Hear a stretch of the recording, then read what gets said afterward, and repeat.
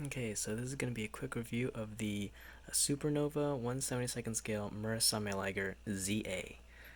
So what this is a model kit version of the Zoids Aggressive Kotobukiya kit, or Kotobukiya figure rather, from 2015. So I guess what Supernova did was they scaled up the 1/100 Zoids Aggressive Murasame Liger from 2015 and pretty much made it buildable and preserved the detail or lack thereof, but also preserved the articulation. And this thing is really articulate, as I'll show you guys later. Just a good look around. This is pretty sure it is 1/72nd scale. I'm gonna compare it with another HMM that I own. It is pretty sizable, and it'll fit good with your collection of 1/72nd Master model kits. So what you get in the box is some joint caps. You just get some extra joint caps, and then you get a joint piece for the torso. You get some water slides. Just a quick look at the quality. For the most part, the wording is okay. Except for this, it says Casio. It spells strength incorrectly, which is good. Smaller stuff I can't really read, but yeah, you get some decent quality water slides for the kit.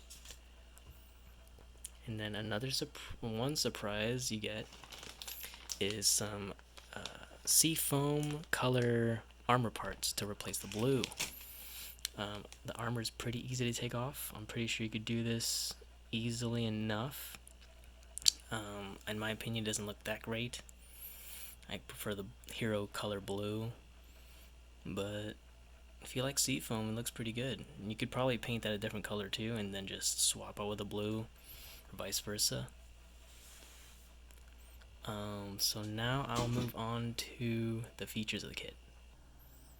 Okay, so for features, first off, you get this wired tail, really nice. I wish more High-End Master model Ligers got one of these. I actually had to shave off some of the protective fiber, or protective rubber rather, on the tip here to have it fit in the tail end. Didn't have to do anything to the base of the tail. It fit in pretty well. Okay, moving to I'm not sure what the sword is called, but the sword is pretty long, obviously taller than the Liger. It actually moves along this track right here. You can move it to the left or the right. I'll show that off in the articulation portion, but it moves like that. For storing it, it moves all the way that way. It goes about that far the other direction, and it can spin. And there's a little bit of movement this way, separate from the track on the back of the Liger. And yeah, that looks pretty good. I'm not sure what these are. I think these are guns? I didn't see the anime. And then moving on to the head, the mouth moves.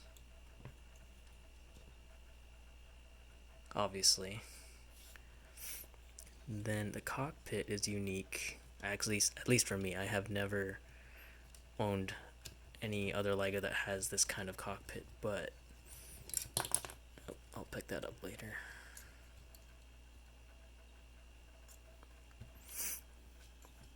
Cockpit actually moves up like that. And if you have another spare 1/72nd figure, you can put it in there. Not much detail on the inside of the head, as you can see. Yeah, not much in there really. Definitely a canvas for some details you can put in later if you're into that. I'm into that, so I might do that if I ever paint this kit. And now I'll move on to the general articulation.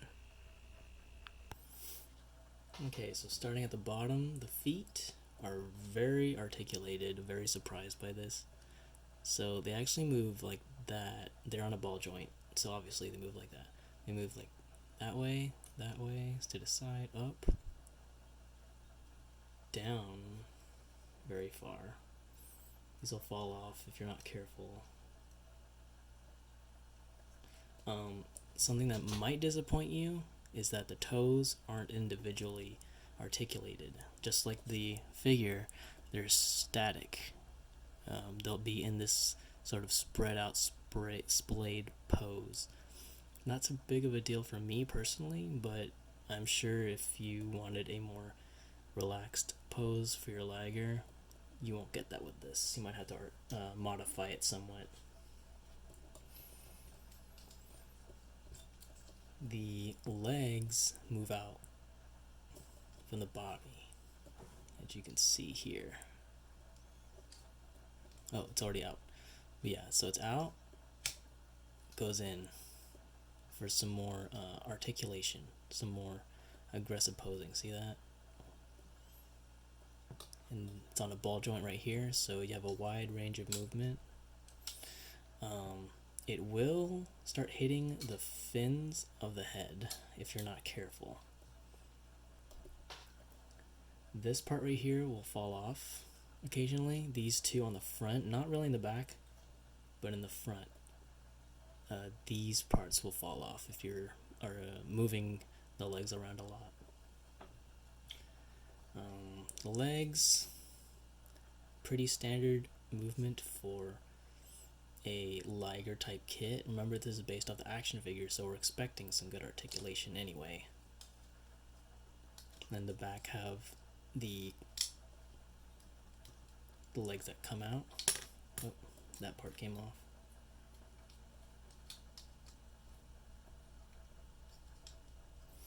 Yeah, these come out as well for more added range. And yeah, it's pretty simple, not too many gimmicks. It is the first of the Murasame Liger series. But yeah, let me get some poses out for you guys just to see the range this thing has, and then we'll close out the video. Alright, so here's the first pose I got for you. As you can see, it showcases the feet able to pretty much land all flat. Kind of have it in a sword swinging pose right here, about to strike. Here you can see the torso joints right there. They allow for me to extend out this way and contract, and also to move left and right for each one of them. Same with the head, I forgot to mention that. There's actually one in here for the neck. And I also forgot to mention that this moves. But yeah, looks really aggressive, obviously. Keeps to its name. Had a bit of trouble with this. This hits, the fin hits the leg. That would be a problem for a lot of people, I figure. The head moves out, but it doesn't move out that far. And if it did, it would look pretty weird. So I'm glad they kept it where it was.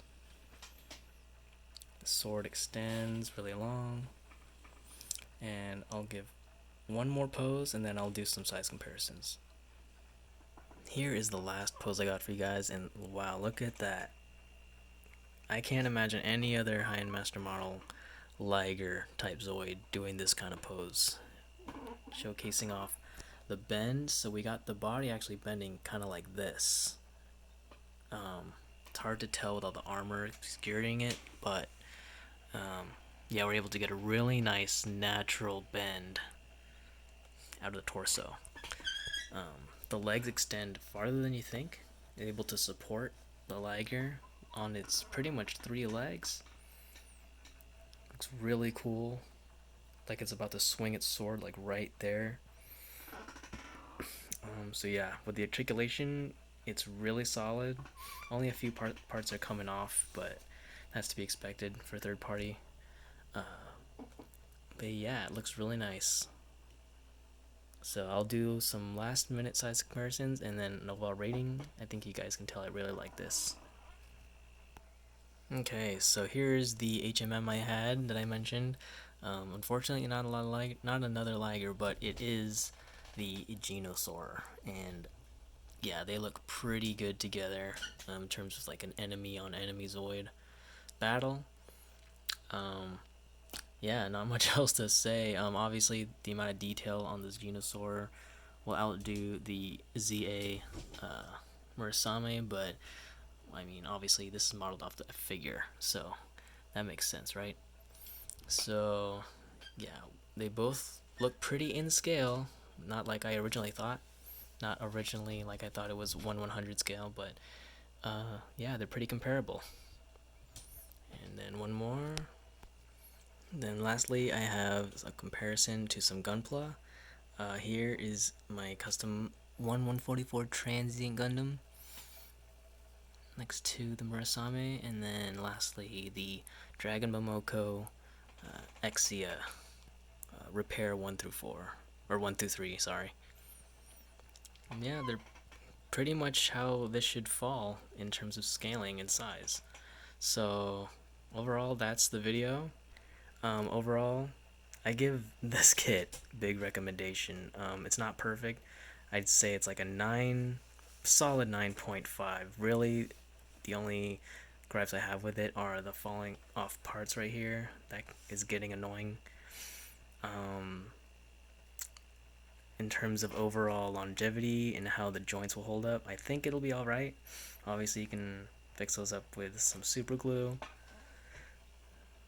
But overall, yeah, get this kit because hopefully if we support Supernova in their efforts, we might get the Zoid's aggressive Hayate Liger and then Mugen Liger.